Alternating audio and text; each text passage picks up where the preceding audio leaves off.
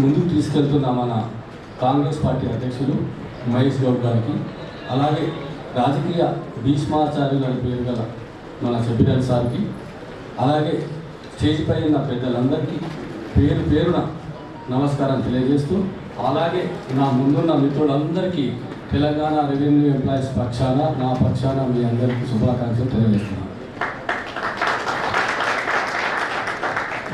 Dairy ఆవిష్కరణ అనగానే ఏదో ఒక డైరీ అనుకుంటాం, కానీ డైరీలో చాలా ప్రాముఖ్యత ఉంది. డైరీ యొక్క ముఖ్య ఉద్దేశం ఏంటి అంటే అందరూ అన్ని ఆలోచనలను ఆచరణలో పెట్టలేరు, కొన్నింటిని పెట్టడంలో విఫలం అవుతుంటారు.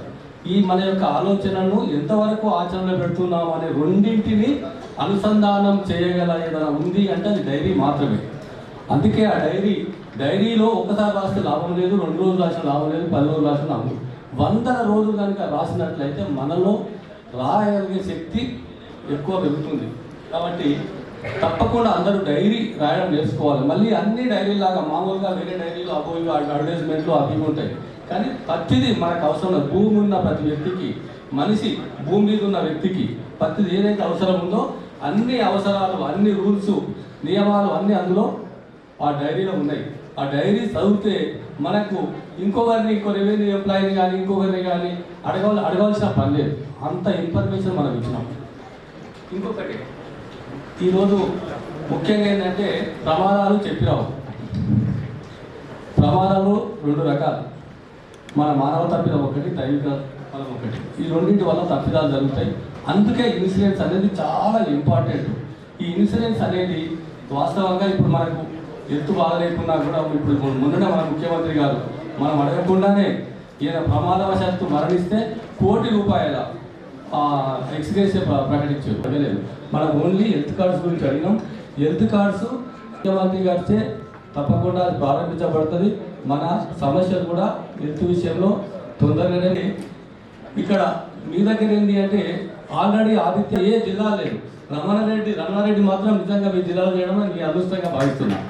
ఎందుకంటే వాస్తవంగా ఏంటి అంటే ఆయన ఎప్పుడు ఉద్యోగుల సంక్షేమము, హక్కులు, శ్రేయస్సు కోసం నిరంతరము నిర్విరామంగా ఎప్పుడు శ్రమిస్తుంటాడు. వాస్తవంగా పొద్దున లేచి సాయంత్రం వరకు ఉద్యోగుల సమస్యల గురించే మాట్లాడుతుంటాడు. నిజామాబాద్ ఉన్నా హైదరాబాద్ రమ్మంటే 1 గంట 2-3 గంటల్లో వచ్చేస్తాడు.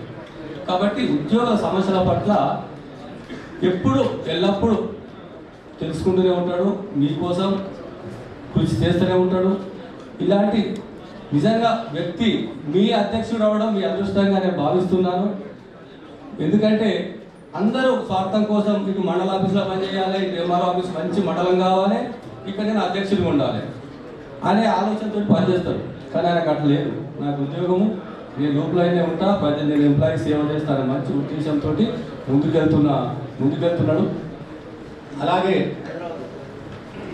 ఇక పబ్లిక్ మన ప్రభుత్వానికి ఎవరైనా మంచి పేరు తేవాలంటే రెవెన్యూ ఉద్యోగులే. ప్రవేశపెట్టే ప్రతి సంక్షేమ పథకాన్ని మన రెవెన్యూ, ఏ సంక్షేమం వచ్చినా కూడా ఈవెన్ మరణదోపత్రం వరకు మధ్యన ఇన్కమ్, లోకలు, క్యాస్ట్ అన్ని పనులు మనమే చేయగలుగుతాం. రెవెన్యూ ఉద్యోగులు నిరంతరము నిర్విరామంగా కృషి చేసే వ్యక్తులు ఎవరైనా రాష్ట్రంలో ఉన్నారంటే తప్పకుండా రెవెన్యూ ఉద్యోగులే సార్.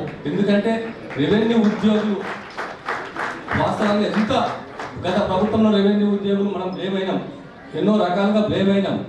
అందుకే మనం అది ఆ బాధను చూపించినాం. కాబట్టి ఇప్పుడు కూడా మనం అలాంటి బాధ పడకుండా మంచిగా కొన్ని సమస్యలు ఉన్నాయి సార్. ఇప్పుడు కంప్యూటర్ ఆపరేటర్లు 20 సంవత్సరాల నుంచి ప్రతి మండలంలో పనిచేసేది సార్. ప్రతి మండలంలో కంప్యూటర్ ఆపరేటర్, ఇప్పుడు గిరిజవారు ఇచ్చేది, విఆర్ఓ ఇచ్చేది, అందరు రిపోర్ట్లు ఇచ్చేది అన్నీ ఒక ఎంఆర్ దగ్గరికి పోయి మళ్ళీ అది సరి చేసినాక కంప్యూటర్ అయ్యేంత వరకు మొత్తం పని వాళ్ళే. ఇలా సాయంత్రం వరకు రిపోర్టు పై ఆఫీసర్కి పోవాలంటే కంపల్సరీ కంప్యూటర్ ఆపరేటర్ లేకుండా అది పోదు. కంప్యూటర్ ఆపరేటర్ అంత అవసరం సార్ రెవెన్యూ డిపార్ట్మెంట్లో.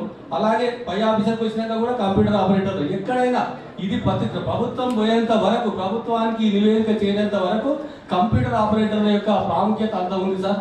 20 ఏళ్ళ నుంచి పనిచేస్తున్నారు వాళ్ళు. ఎందుకంటే వాళ్ళ జీవితాలు రోడ్ల మీద వేయకుండా, వాళ్ళ కుటుంబాలు రోడ్ల బారిన పడకుండా దయచేసి తప్పకుండా ముఖ్యమంత్రి గారితో మాట్లాడి మార్చి 31 అని లాస్ట్ డేట్ పెట్టారు సార్. వాళ్ళకు తప్పకుండా దీన్ని పొడిగించాలి, కంప్లీట్గా వాళ్ళను ఇందులోనే రెవెన్యూ డిపార్ట్మెంట్లో ఉంచుకొని కంపల్సరీగా వాళ్ళకి సాలరీ శాంక్షన్ చేయించాలని నేను కోరుతున్నా సార్. ముఖ్యంగా సార్ ఇప్పుడు విఆర్ఎల్ కూడా ఉన్నారు సార్. విఆర్ఎల్ కొంచెం కాంపిటేట్ అపాయింట్మెంట్స్ ఉన్నాయి సార్. వాళ్ళకి అసలు కాంపిటేట్ అపాయింట్మెంట్స్ చేస్తలేరు. గత ప్రభుత్వం ఒక జీవో ఇచ్చింది, 60 ఇయర్స్ దాటిన వాళ్ళందరికీ వాళ్ళ వారసులకు ఉద్యోగాలు ఇవ్వమని ఇచ్చింది. అయినప్పటికీ అవి కూడా ఇస్తలేదు సార్. ఖచ్చితంగా దయచేసి అవి కూడా వచ్చేటట్టు చూడాలి సార్. ముఖ్యమంత్రి గారితో మాట్లాడాలి. ముఖ్యమంత్రి గారు ఎందుకంటే మంచి వ్యక్తి, అర్థం చేసుకోగల వ్యక్తి కాబట్టి తప్పకుండా అర్థం చేసుకుంటారు. మనం తప్పకుండా అది ముఖ్యమంత్రి గారి దృష్టికి పోవాలి సార్. అంతే సార్. అది ఇక రెండవది సార్, ఇంకా ఇష్యూలు చాలా ఉన్నాయి సార్. ఇప్పుడు ఒక్కటే సార్, రెవెన్యూ డిపార్ట్మెంట్లో చాలా స్టాఫ్ అవసరం ఉంది సార్. ఇంకా సరే, మన కాంగ్రెస్ అధ్యక్షుడికి నా యొక్క ఒక రిక్వెస్ట్ సార్, ఈ సభాముఖంగా సార్, మా యొక్క సమస్యలు సార్, ముఖ్యంగా సార్ ఇప్పుడు అత్యంత అవసరం ఉన్నది ఏంటంటే sir, computer operator 30% last date ఉంది సార్. వాళ్ళకు కొంచెం మనం పొడిగించాలంటే సార్ తప్పకుండా సార్ ముఖ్యమంత్రి గారి దగ్గర మమ్మల్ని తీసుకోపోతే తప్పకుండా మేము ఎట్లా చేసి బతలాడుకొని మేము ఏదో విధంగా సార్ను కన్విన్స్ చేసి తప్పకుండా వాళ్ళని ఆపుకోగలుగుతాం సార్. వాళ్ళు ఆపుకోవడం వల్ల వాళ్ళకే కాదు సార్, మన రెవెన్యూ డిపార్ట్మెంట్ వల్ల ప్రజలకు కూడా మేలు జరుగుతుంది సార్. ప్రజలకు కూడా మంచి సేవలు అందిస్తాం, మెరుగైన సేవలు అందిస్తాం సార్. ఎందుకంటే సరిగా సార్ సేవలు అందించలేకపోతాం వాళ్ళు లేకుంటే. కాబట్టి వాటిని కంపల్సరీ పొడిగించుకోవాల్సిన అవసరం ఉందని నేను సభాముఖంగా తెలియజేస్తున్నాను సార్.